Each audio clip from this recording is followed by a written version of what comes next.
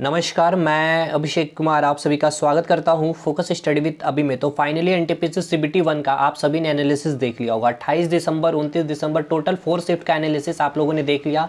हो सकता है इस वीडियो का अपलोड होते होते 5वां शिफ्ट का भी आप लोग एनालिसिस देख लोगे। तो इस वीडियो का मकसद केवल और केवल एक ही है कि अब जिनका भी पेपर बचा हुआ है फेज़ 1 में, फेज़ 2, फेज़ 3, फेज़ 4 और हो सकता है फेज़ 5 तक आपका पेपर चले, ठीक है। तो मार्च तक जिनका भी पेपर चलने वाला है, तो आप सभी के लिए ये वीडियो काफ़ी ज़्यादा इंपॉर्टेंट होगी और आपको पूरा का कंप्लीट वीडियो देखना मैं, जिसमें maths, reasoning, GK, GS, science, current affair के सेक्शन को यहाँ पे बताऊंगा कि अब जो है एनटीपीसी आपसे क्या डिमांड करना चाहती है, आपको समझनी होगी। क्योंकि जो स्ट्रैटेजी मैंने पहले बताई है 2 वीडियो में, वो एज इट इज़ अगर आप देखो होंगे तो जो चीज़ें वहाँ बताई गई है, जितने नंबर ऑफ क्वेश्चंस की मैंने बात की थी, एज इट इज़ फॉलो हुई है। देखिए थोड़ा सा दिक्कत यहाँ पे कई स्टूडेंट को इसलिए हो गए, बहुत सारे स्टूडेंट, मैक्सिमम स्टूडेंट की मैं बात करूँ, क्योंकि बड़े बड़े एजुकेटर जो ऑफलाइन में हुआ करते थे, जो ऑनलाइन आए हुए हैं, और जो लोग ऑनलाइन में बड़े एजुकेटर थे यानी कि बड़े चैनल थे, उन लोगों ने थोड़ा सा मिसलीड आप लोगों को किया गया। देखिए टू दी पॉइंट में बातें करने वाला हूँ, इसमें कोई दिक्कत वाली बात नहीं। हुआ क्या कि आप लोगों को थोड़ा सा डर पैदा किया गया साइंस को लेकर कि साइंस से 15 से 18 क्वेश्चन आएंगे एनटीपीसी में। लेकिन अगर थोड़ा सा भी एनालिसिस आप लोगों को, मैंने कहा था कि खुद से जाकर के पेपर को पहले एनालिसिस कीजिए, 7 से 9 क्वेश्चन आपसे एनटीपीसी नहीं पूछा और नॉन टेक्निकल पोस्ट का ये पेपर है। तो ये बातें बात की बात है, जो हो गया सो हो गया। अब आपको करना है क्या, देखिए यहाँ पे सबसे पहले चीज़ों को समझिए कि जो एनटीपीसी का पेपर हो रहा है, यहाँ पर 7 से 9 सवाल, यानी कि मैक्सिमम बात करें तो मैक्सिमम से मैक्सिमम 10 सवाल आपसे साइंस के पूछे जा रहे हैं, जिसमें मैक्सिमम वेटेज बायोलॉजी है, जो एज इट इज़ मैंने अपने स्ट्रेटजी की वाली वीडियो में बताई है। तो उसको एक बार देख लीजिए, मैंने बताया कि जीके जीएस में कैसे पढ़ना भी है। तो देखिए बायोलॉजी में भी सबसे ज़्यादा फोकस कहाँ पर किया जा रहा है और कहाँ पर टीसीएस करती है। तो पहली पॉइंट आपको ये देखनी है कि सबसे ज़्यादा बॉटनी, और बॉटनी का भी सबसे एक इंपॉर्टेंट टॉपिक है प्लांट मॉर्फोलॉजी, और प्लांट मॉर्फोलॉजी में भी उसका सबसे इंपॉर्टेंट जितने भी एग्जाम्पल है वो आपसे पूछे जा रहे हैं। दूसरा, बायोलॉजी में सबसे इंपॉर्टेंट टॉपिक मैं बात कर लूँ तो पहला हो गया आपका क्या, कि जितने भी बॉटनी है, बॉटनी पूरा टॉपिक, ठीक है, जितने भी बॉटनी में प्लांट मॉर्फोलॉजी हो गए, उसमें जितने भी रिप्रोडक्शन होते हैं प्लांट में, तो रिप्रोडक्शन आपको दोनों के पढ़ने हैं, यानी कि प्लांट के भी और एनिमल में भी। तीसरा टॉपिक, पहला हो गया बॉटनी पूरा कंप्लीट, उसके बाद रिप्रोडक्शन प्लांट और एनिमल के दोनों, उसके बाद आपके प्लांट किंगडम, ये आपके बॉटनी चैप्टर में भी हैं, और साथ के साथ आपको एनिमल किंगडम भी पढ़ना है। इसके आपको सारे के सारे एग्जाम्पल आपको यहाँ से पूछे जा रहे हैं। नेक्स्ट, जितने भी डिजीज है, चाहे वो डिजीज वायरस संबंधित हो, चाहे बैक्टीरिया हो, चाहे फंगल डिजीज हो, कोई भी डिजीज है, वहाँ पे आपको नाम दिया जा रहा है और आपसे पूछा जा रहा है। नेक्स्ट, आपका जो क्वेश्चन आपसे पूछा जा रहा है, जितने भी हार्मोन है, चाहे वो प्लांट हार्मोन हो चाहे एनिमल हार्मोन है, वो आपको पढ़नी है। और उसके बाद लास्ट इंपॉर्टेंट आपके कोशिका, जो काफ़ी ज़्यादा बड़ा टॉपिक है। जितने भी इन्वेंशन है साइंस के, मैं बता रहा हूँ, साइंस के जितने भी इन्वेंशन हो, चाहे फिजिक्स के हो, चाहे केमिस्ट्री हो, चाहे बायोलॉजी, उसको रट लीजिए। मैं कहा था कि साइंस में आपको इतना डीपली नहीं, देखिए बायोलॉजी आपको डीपली पढ़ना ही पड़ता है, क्योंकि यहाँ पे रट करके चीज़ें नहीं होती है। तो लोग को लग रहा है कि काफ़ी ज़्यादा डीप में पूछा जा रहा है, डीप में नहीं है, डेली लाइफ बेसिस पे। और यहाँ पे टीसीएस हमेशा बायोलॉजी में बॉटनी वाले सेक्शन को फोकस करती है, और जो मैंने अभी टॉपिक बताई है। दूसरा सेक्शन आते हैं केमिस्ट्री। तो केमिस्ट्री में सबसे इंपॉर्टेंट आपको करना क्या है, केमिस्ट्री में सबसे, जहां आपको डेली लाइफ से अगर मैं आपको जोड़ने की कोशिश करूं, तो सबसे इंपॉर्टेंट पीरियोडिक टेबल।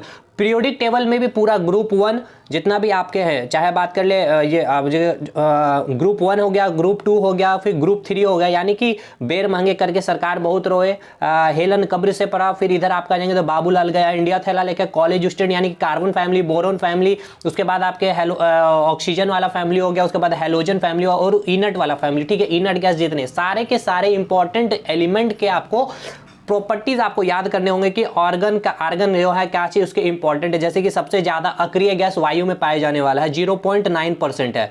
उसके बाद इसके इंपॉर्टेंट क्या है कि ट्यूबलाइट में भी भरे जाते हैं। इस प्रकार से आपके सवाल यहाँ से पूछे जा रहे हैं। अगर हम इस प्रकार से और एक इंपॉर्टेंट ले ले तो फ्लोरीन सबसे मोस्ट इलेक्ट्रोनेगेटिव एलिमेंट है पूरे पीरियोडिक टेबल में। इस प्रकार के आपके सवाल बन रहे हैं। नेक्स्ट आपको जो याद करना है, जो आपके डी ब्लॉक में आते हैं, जैसे कि सिल्वर हो गया, गोल्ड हो गया, एल्यूमिनियम हो गया, यहां से आपके सवाल पूछे, क्योंकि ये सब देखिए सिल्वर, गोल्ड, एल्यूमिनियम जो है आपके डेली लाइफ से चीजें जुड़ी हुई है। क्रोमियम हो गए, तो आयरन हो गया, लोहा हो गया, यहां से आपके सवाल बन रहे हैं। तो पीरियोडिक टेबल को पूरा कमांड कीजिए।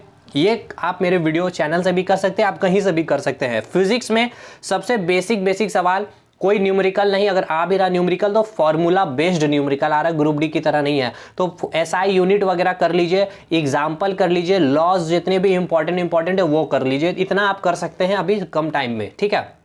अब हम बात करते हैं कि सबसे इंपॉर्टेंट कंप्यूटर के सेक्शन में बेसिक एप्लीकेशन कंप्यूटर आपके पूछे जा रहे हैं, जहां से आपकी हर शिफ्ट में 3 क्वेश्चन आपके पूछे जा रहे हैं, और ये आपको हमारे लेक्चर से ही करनी है। अब इसके पीछे मैं रीज़न बता दे रहा हूँ कि भाई आपके पास टाइम नहीं है कि आप कहीं और से पढ़िए।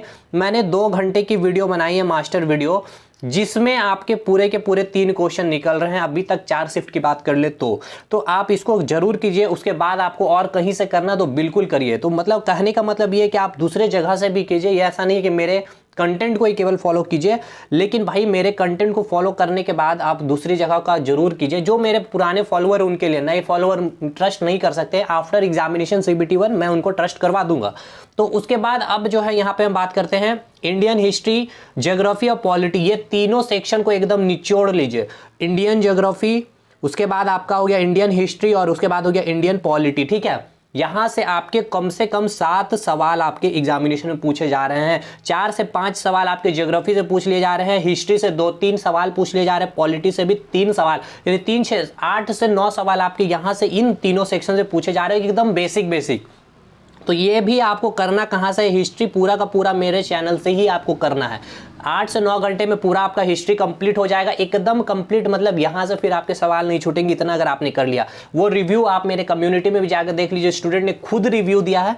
नेक्स्ट इंडियन ज्योग्राफी भी हमारे चैनल से कीजिए। उसके नोट्स जिनको लेना है वो हमें मैसेज कर सकते हैं, व्हाट्सअप कर सकते हैं इस नंबर पर 7909004902। तो उस वीडियो में मैंने बता दिया है आप कैसे ले सकते हैं। वर्ल्ड ज्योग्राफी से भी आपके सवाल पूछे जा रहे हैं एकदम। देखिए वर्ल्ड ज्योग्राफी में भी फैक्ट पूछे जा रहे हैं, चीजों को समझिए। सबसे लंबा जैसे कि पर्वत कौन सा हो गया, सबसे लंबी नदी कौन सी होगी, कौन सी झील कहां पे है, कौन सी जैसे कि लैंड लॉक कंट्री है ना, वो ये सब चीजें पूछी जा रही है। तो भाई मैंने वर्ल्ड ज्योग्राफी 4 घंटे में कंप्लीट कराई है, उसको कर लीजिए। सारी वीडियो की लिंक आपको चैनल आपको डिस्क्रिप्शन में मिल जाएगी। नेक्स्ट अब बात करते हैं मैथ्स और रीजनिंग में। देखिए मैथ्स और रीजनिंग में हर शिफ्ट की अगर हम बात कर ले, कई सारे अच्छे स्टूडेंट से मैंने एनालिसिस किया है। 30 क्वेश्चन आपसे एग्जामिनेशन में पूछने का यहाँ पे इन्होंने नोटिफिकेशन दिया था, लेकिन कई सारे स्टूडेंट का कहना है कि रीजनिंग में 32 से 33 सवाल पूछे गए हैं और मैथ्स में 27 से 28, मतलब वेटेज ऊपर नीचे हुआ है मैथ्स रीजनिंग का। इसके लिए आप बिल्कुल परेशान मत होइएगा कि 30 सवाल ही यहाँ पे आएगा, 30 सवाल यहीं पर आएगा। इसलिए बी फोकस मैथ्स और रीजनिंग में अच्छे से करके जाइए। रीजनिंग में देखिए सबसे इंपॉर्टेंट, अब जो आपने स्टेटमेंट कंक्लूजन वाला बात हो, चाहे स्टेटमेंट अजम्पशन हो, चाहे आपका आर्ग्यूमेंट वाला क्वेश्चन हो, बिल्कुल छोड़ना नहीं है। हो सकता है पहले शिफ्ट में आपको बहुत कम देखने को मिले, लेकिन अभी आने वाले फेज में आपको यहां से बहुत अच्छे नंबर ऑफ क्वेश्चन देखने को मिलेंगे। करंट अफेयर से अच्छे नंबर ऑफ क्वेश्चन देखने को मिलेंगे। फेज 1 वाले को करंट अफेयर में दिक्कत नहीं होगा, लेकिन फेज 2, फेज 3, फेज 4, फेज 5 वाले करंट अफेयर में आपको बहुत दिक्कत होगी। कहां से वो क्वेश्चन बनाएंगे, क्योंकि क्वेश्चन थोड़ा सा क्या होगा, खत्म हो जाएगा। इजी वाले क्वेश्चन जो खत्म हो जाएंगे, जैसे सम्मेलन हो गया, बुक्स एंड ऑथर हो गया, इंडेक्सेस हो गया, सीएम गवर्नर। अब सीएम गवर्नर कितने वो पूछेंगे, तो फिर आप वो अदर कंट्री के चले जाएंगे, अदर कंट्री के प्रेसिडेंट, प्राइम मिनिस्टर के नाम आपसे पूछने लगेंगे। फिर वो क्या करेंगे, ऐप से रिलेटेड क्वेश्चन पूछने लगेंगे, ये ऐप का क्या मतलब कि इंपॉर्टेंट उद्देश्य क्या है, या फिर आपसे पूछ लिया जाएगा कि इसके सीईओ कौन है, इस तरह के संस्थापक आपसे पूछ लिया जाएगा। फिर इंडस्ट्री से रिलेटेड फिर चीजें आपके टफ कर दी जाएगी, करंट अफेयर, ठीक है। तो उससे परेशान नहीं होना, वो आपके नॉर्मलाइजेशन में सारे कुछ मैनेज हो जाएंगे। Maths as it is simple पूछे जा रहे हैं, थोड़ा बहुत कैलकुलेटिव हुआ तो, लेकिन आराम से अगर 30 सवाल मैथ्स में आएंगे तो आप आराम से 27 से 28 सवाल करके निकलोगे, इसमें कोई दिक्कत नहीं है। और 30 सवाल भी आप कर सकते हैं जिनकी अच्छी तैयारी है। तो रीजनिंग में प्रैक्टिस कीजिए, सीटिंग अरेंजमेंट अच्छे से करिए, स्टेटमेंट बेस्ड क्वेश्चन अच्छे से कीजिए। उसके बाद कोडिंग डिकोडिंग इनइक्वालिटी वाला क्वेश्चन कर लीजिएगा, A > B > वाला यहाँ से सवाल पूछे जाएंगे। मतलब देखिए मैथ में 15 से 17 क्वेश्चन अर्थमेटिक्स है और 10 क्वेश्चन मिनिमम आपके एडवांस से पूछे जाएंगे। एडवांस में सब कुछ पोर्शन टच किया जा रहा है, अलजेब्रा भी टच करेगा, ट्रिग्नोमेट्री भी टच करेगा, ज्योमेट्री भी टच करेगा, हाइट एंड डिस्टेंस और मेंसुरेशन में 2D 3D दोनों पूछा जाएगा। भाई अभी जिनका फेज 1 में नहीं पूछा गया है, अभी 4 शिफ्टों में आगे आप बिल्कुल तैयार रहिए। जो मैंने चीजें नाम बता दी है, यहां से आपको चीजें तैयार कर लीजिए। अब टाइम कम है, आप इकोनॉमिक्स को स्किप कर सकते हैं। इकोनॉमिक्स के लिए बहुत बेसिक फार्मूला, GNP NNP हो गया, फिर आपके जितने बजट से रिलेटेड क्वेश्चन पूछे जा रहे हैं, पूछे जाएंगे, अभी पूछे नहीं गए, यहां से पूछे जाएंगे। पंचवर्षीय योजना, ये सारी चीजें पूछी जाएगी। तो ये एक माइंड सेटअप करिए। अब बात करते हैं हम सबसे इंपॉर्टेंट स्टैटिक जीके की। स्टैटिक जीके की सबसे इंपॉर्टेंट मैं बात कर लूँ तो यहाँ पे सबसे हॉट टॉपिक अभी जो बना हुआ है, ये हॉट टॉपिक अभी नहीं, आप 2015 के पेपर को भी लोगे तो इन्वायरमेंट इनका काफ़ी हॉट टॉपिक है, चाहे वो हरित गैस, ग्रीन हाउस गैस हो, चाहे ओजोन परत हो, चाहे क्योटो प्रोटोकॉल हो, चाहे मॉन्ट्रियल प्रोटोकॉल हो, चाहे आपका जितने भी सोलर अलायंस की बात कर ले, ये सारे चीज़ों को करंट अफेयर्स से रिलेट करके पढ़ने की कोशिश कीजिएगा, क्योंकि ये करंट से लेकर के पूछेंगे, इसके हेडक्वार्टर कहाँ है, ये सारी चीज़ें बिल्कुल रेडी रखिए, यहाँ से पूछे जाएंगे। नेक्स्ट आपके जितने भी ऑर्गेनाइजेशन के हेडक्वार्टर और उनके जितने भी सचिव, महासचिव, अध्यक्ष कौन है वो एकदम याद कर लीजिए। उसके बाद जितने भी स्पेस, अंतरिक्ष के मतलब कि स्टैटिक पोर्शन, यानी कि सबसे पहले अंतरिक्ष में जाने वाले, अंतरिक्ष में भेजने वाला वो देश कौन है, तो रसिया के स्पेस एजेंसी का नाम क्या है, अमेरिका के स्पेस एजेंसी का नाम क्या है, इंडिया के स्पेस एजेंसी के नाम क्या है, उसके हेडक्वार्टर कहाँ पर है, या फिर जो अंतरिक्ष में गए थे वो सबसे पहले कब गए थे, कौन से जीव गए थे, कौन से ईयर में गए थे, कौन से अंतरिक्ष यान से गए थे, और उसके बाद चंद्रमा में जाने वाले, उसके बाद मंगल ग्रह पढ़िए, उसके बाद बृहस्पति, मतलब सीक्वेंस वाइज इसको पढ़ने की कोशिश कीजिए स्पेस को। आपके आगे आने वाले स्पेस ये लोग बहुत परेशान करेंगे आपको। सबसे पहले अंतरिक्ष में जाने वाले, चंद्रमा में जाने वाले, मंगल ग्रह पे जाने वाले, उसके बाद बृहस्पति ग्रह में जाने वाले, इस प्रकार से सीक्वेंस को खत्म कीजिए। और यहाँ पे रशिया, 3 कंट्री को लेकर चलना, रशिया, अमेरिका और इंडिया, बस यहीं से आपके सवाल घूमेंगे और मेन फोकस आपको फिर चंद्रयान वगैरह इंडिया को लेकर के कर देना है, ठीक है। आपके पूछे भी गए चंद्रयान से तो पूछे जाएंगे भी। उसके बाद डिफेंस से आपके सवाल बनेंगे, डीआरडीओ का पूरा एकदम बढ़िया से पढ़ लीजिए डीआरडीओ के पूरे फैक्ट को। तो मैं तो नहीं दे पाया CBT 1 में आप लोगों के लिए, लेकिन CBT 1 आप लोग निकालिए, क्वालिफाई कीजिए। CBT 2 में पूरा कंटेंट मेरा रेडी रहेगा आप लोगों के लिए, GS GK और मैथ्स रीजनिंग के पोर्शन के लिए, ठीक है। नेक्स्ट अब हम बात कर लेते हैं आपके और स्टैटिक जीके में। तो जितने भी इंपॉर्टेंट डेज है मेरे भाई, इंपॉर्टेंट डेज रट जाइए, चाहे इन्वायरमेंट के जितने भी, जैसे कि जैव विविधता, अंतर्राष्ट्रीय जैव विविधता दिवस कब मनाया जाता है, आपके विश्व पर्यावरण दिवस कब मनाए जाते हैं, इस प्रकार के क्वेश्चन। 22 मई हो गया, ओजोन दिवस कब मनाए जाते हैं, 16 सितंबर, विश्व पर्यावरण दिवस 5 जून, ये सारे सवाल पूछे जाएंगे। वन संरक्षण अधिनियम 1972, पर्यावरण संरक्षण अधिनियम कब, 1986, इस प्रकार के सवाल आपके पूछे जाएंगे। हिस्ट्री वगैरह ज्योग्राफी तो बिल्कुल हलवा मेरे वीडियो से कर लीजिए। और सबसे खासियत और दिक्कतें अगर आपको आ रही हुई साइंस में, तो साइंस के लेक्चर मेरे फॉलो कर लीजिए, जो मैंने एलपी में मैंने बनाया था, एलपी के टाइम में, टेक्नीशियन के टाइम में। अभी भी मैंने एनटीपीसी ग्रुप डी के लिए बनाया है, साउंड्स वाला चैप्टर कंप्लीट करवाया है, इलेक्ट्रिसिटी कंप्लीट करवाया है, बहुत सारे टॉपिक मैंने कंप्लीट करवा दिए है। कम टाइम में पूरा का पूरा फैक्ट एक जगह मिल गया। तो ये चीज़ें आपको करनी चाहिए, डिपेंड आपके ऊपर करता है आप कैसे करते हैं। मैंने पूरा एक स्ट्रेटजी बता दी आपको।